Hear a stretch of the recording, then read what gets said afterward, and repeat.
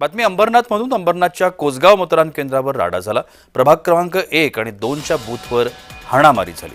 काँग्रेस आणि शिवसेना कार्यकर्ते आपापसात भिडले. या संदर्भात कार्यकर्त्यांशी बातचीत केली आमचे प्रतिनिधी किशोर पगारे यांनी. अंबरनाथ निवडणुकीमध्ये कोसगाव परिसर प्रभाग क्रमांक 2च्या मतदान बूथवर जो काही आता शिवसेना आणि काँग्रेसच्या मध्ये जो काही हाणामारीचा प्रकार झाला, नेमकं काय कारण होतं? इथं पदाधिकारी आहेत, काय झालं होतं नेमकं? जो काय घोळ आहे तो शिवसेना काँग्रेसमध्ये नाही आहे. इकडचे जे काही स्थानिक लोक आहेत त्यांच्यातली मिसकम्युनिकेशन आहे. काय असं काय दुसरं काय घडलेलं नाहीये, काय पक्षात किंवा असं काय झालेलं नाहीये. पण ज्या पद्धतीने लोक जमा झाले होते, पोलीस आलेले, कार्यकर्त्यांनी काही मिसकम्युनिकेशन झाल्यामुळे कार्यकर्त्यांना काही चुकीची माहिती मिळली, त्याच्यामध्ये धक्काबुक्कीचा प्रकार झालेला आहे. असं काय कोणता दुसरा वाद वगैरे काय नाही. तुम्ही काय सांगा?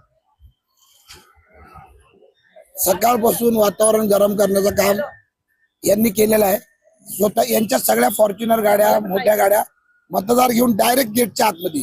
आमच्याकडे पण गाड्या आहेत, पण आमच्या रिक्षा आहेत. आमच्याकडे 4 व्हीलर आम्ही वापरली नाहीये.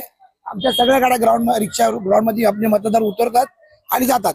मतदार कोणाला मत देतोय, रिक्षात आला आणि फॉर्च्युनर मध्ये आला म्हणून आपल्याला मतदान दिलं असं समजू नये.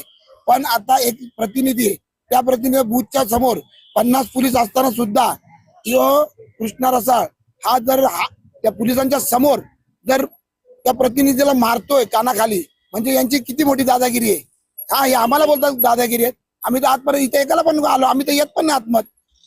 पण आम्ही निवडणूक अधिकारी, लॉ अँड ऑर्डर समजून सगळे इलेक्शन सुरळीत झाले पाहिजे.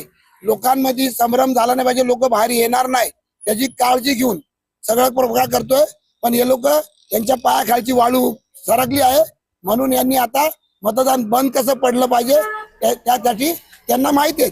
यांच्या एखाद्या माणसाला मारलं की हे लोक सगळे गरम होणार आणि मतदान प्रक्रिया कमी होणार. व्हिडिओ जर्नलिस्ट कृष्णा महालेसह मी किशोर पगारे, जय महाराष्ट्र न्यूज, अंबरनाथ. आणि याबरोबरच बातमीपत्रामध्ये वेळ होते इथेच थांबण्याची. कुठे जाऊ नका, पाहत राहा जय महाराष्ट्र.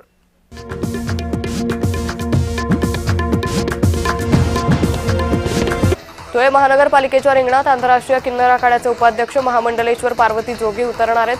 भाजपकडे त्यांनी उमेदवारी मागितली आहे. धुळ्यात पहिल्यांदाच तृतीयपंथी महापालिकेच्या निवडणुकीच्या रिंगणात उतरणार आहेत.